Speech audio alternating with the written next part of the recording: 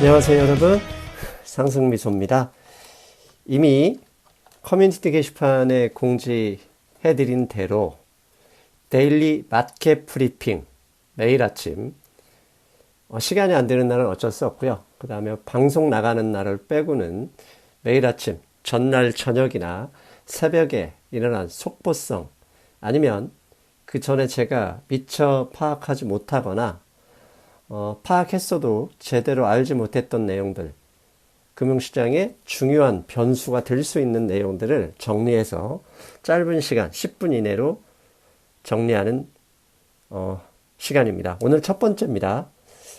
첫 번째는 약간 좀 어색하거나 좀 뭐라고 하죠?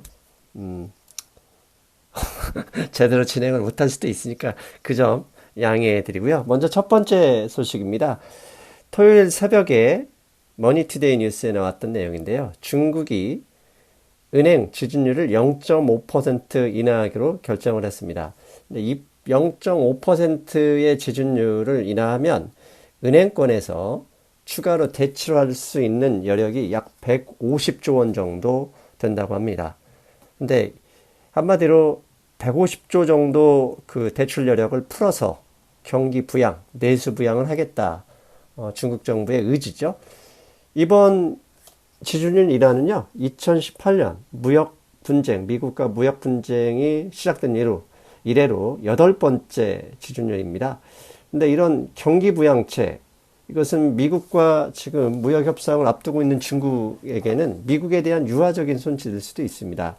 왜냐하면 중국이 돈을 풀면 풀수록 미국 경제도 결국 좋거든요. 지금까지 그 역할을 미국 혼자서 했기 때문에 이제 G2로 위치가 정해진 중국도 그 역할을 일부 맡아야 되겠죠. 사실 지준율을 인하한다 그러면 유동성이 풀어지기 때문에 금리 인하 효과와 비슷한 유동성을 이렇게 풀어주는 거거든요. 그렇게 되면 우리가 알기를 환율, 위안화의 환율이 약세가 되어야 되죠. 그런데 토요일 새벽에 끝난 역의 위안화, 달러 대비 역의 위안화를 보면 7.15 수준이었던 게 7.11, 약간 강세로 끝났습니다. 즉, 유동성을 풀어서 중국 위안화의 가치를 떨어뜨리는 게 아니라 금융시장에서는 중국의 경기 부양 조치를 긍정적으로 해석한다. 이렇게 봐야 한다는 거죠. 즉, 미국이 원하는 정책이기 때문에 금융시장에서도 좋게 해석하고, 비록 위안화가 더 많이 풀린다 하더라도 중국 경제, 그 다음에 글로벌 경제에도 좋은 영향을 준다. 이렇게 해석하고 있는 듯 합니다. 이번 지준율 인하는요, 2019년은 1월 이후에 두 번째입니다.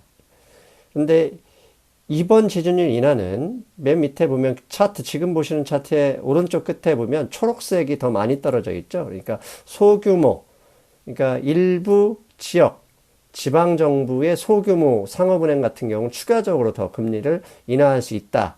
이런 조치가 되어 있습니다. 즉, 지역 경제를 좀 더 활성화시키려는 의도도 엿보인다. 이렇게 말씀드릴 수 있죠. 자, 여기서 제 경제 강의, 제 재생 목록에 보면 경제 강의 따로 한 20편 정도 있잖아요. 아니면 그게 귀찮다 그러면 이번에 제가 발행한 돈의 감각 읽어보시면 이런 얘기가 나와 있습니다. 미국과 중국의 무역수지 적자 및 재정 적자는 한국과 같은 이머징에게 기회다. 왜? 우리는 대외 의존도가 GDP에서 68%를 차지하잖아요. 그러면 되도록 수출을 많이 해야 되고, 수출을 많이 하려면 돈 많은 나라들, 미국과 중국에서 돈을 써야죠. 그러므로 글로벌 경제든 국가 경제든 아니면 개인의 경제도 마찬가지입니다. 부채 증가, 부채가 늘어났다고 걱정하지 말고요. 부채가 감소하는 걸 걱정해야죠. 그래서 제가 강조하잖아요. 과다 부채, 부채가 많은 게 중요한 게 아니죠. 부채가 많은 상태에서 부담할 능력이 없으면 그게 문제다.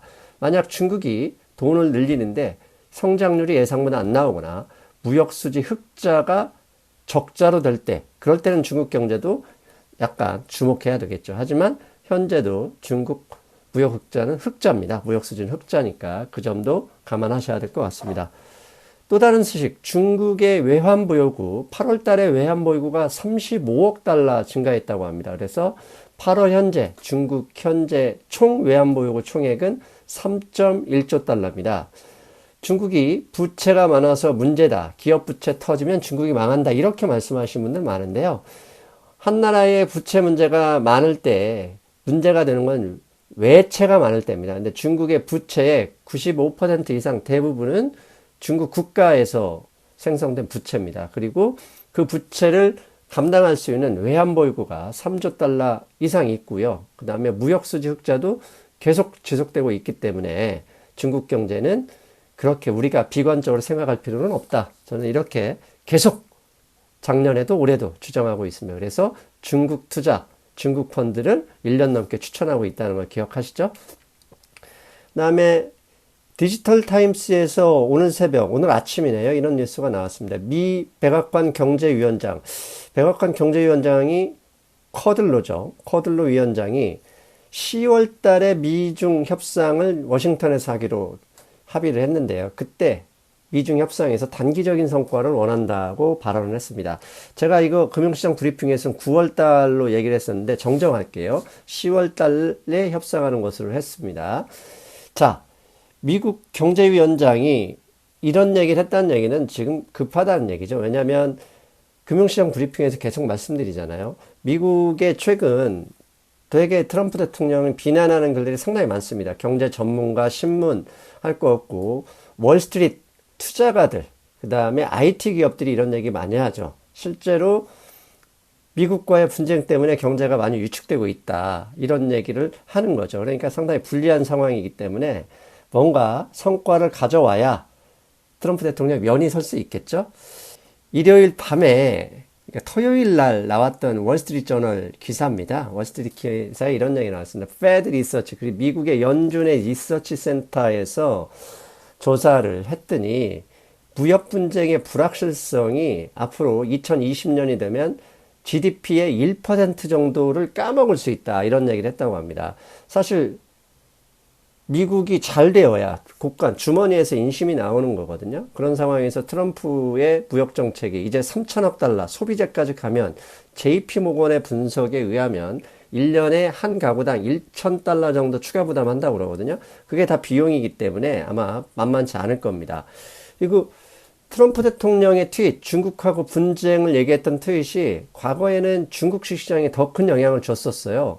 지난 4월 30일이죠. 화웨이를 금지시켰을 때, 그때, 그러니까 5월 6일이네. 5월 6일에 맨 왼쪽에 보면 주시장이 약 6% 정도 하락을 했었는데, 그 이후에 8월 2일, 그 다음에 8월 26일 트윗을 통해서 뭐 여러 가지 얘기를 했지만 중국 시장이 잠깐 하락했다가 바로 더 회복을 했습니다. 즉, 트럼프 대통령의 충격이 과거에는 트럼프 대통령 스스로가 자랑을 했거든요. 중국이 더 영향을 많이 받는다.